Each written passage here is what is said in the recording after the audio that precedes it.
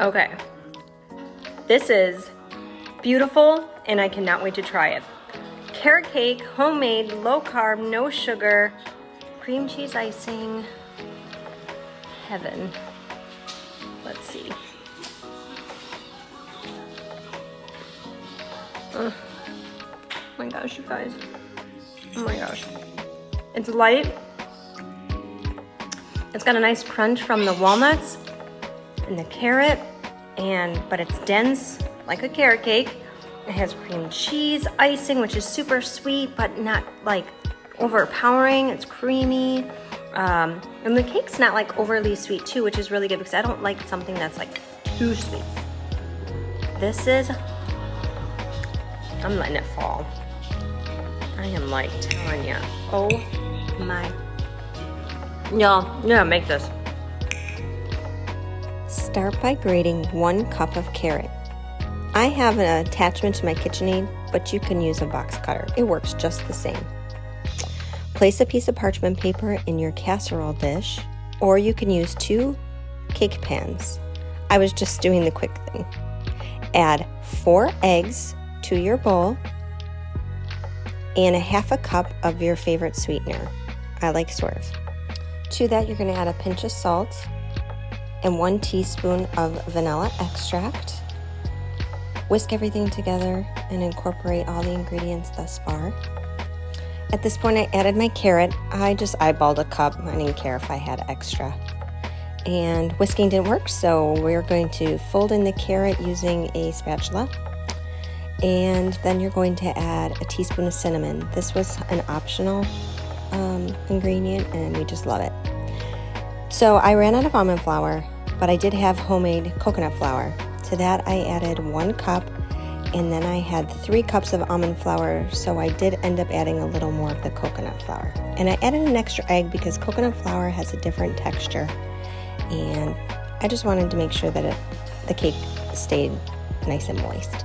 And then we just mix everything together again, and you're going to add 2 tablespoons of baking powder.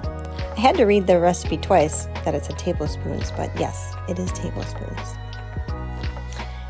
As y'all know, I like to adapt my recipes, so I did add 1 teaspoon of milk just to ensure extra moisture. And then you're going to take a bag with some walnuts and just chop it up. Chop, chop, chop.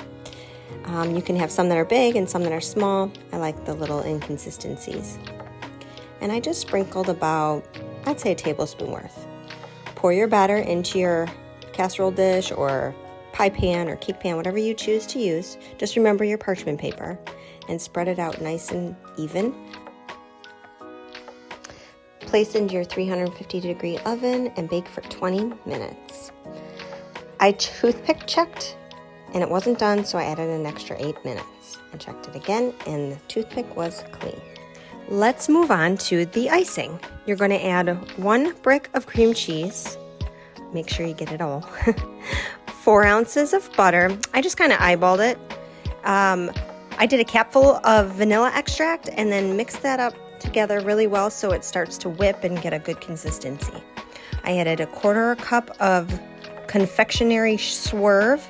I do 1 at a time as far as just dumping the entire 2 cups in because I don't like super sweet icing. And start with 1 tablespoon of heavy whipping cream. You will add an additional tablespoon or 2 of heavy whipping cream until you reach the consistency you like for your icing. And of course, helpers always are needed.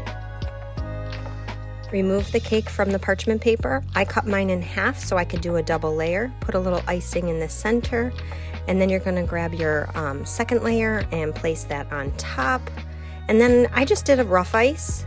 I do have a turntable, which makes it easy for icing cakes, but like I said, just a rough ice, just slap that icing on. And then once I got the whole thing coated, I just topped it with some walnuts and sprinkled some around and added some of the extra carrot, and voila, there you have it.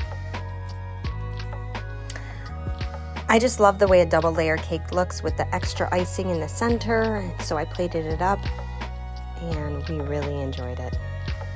I hope you make it. Have a great day.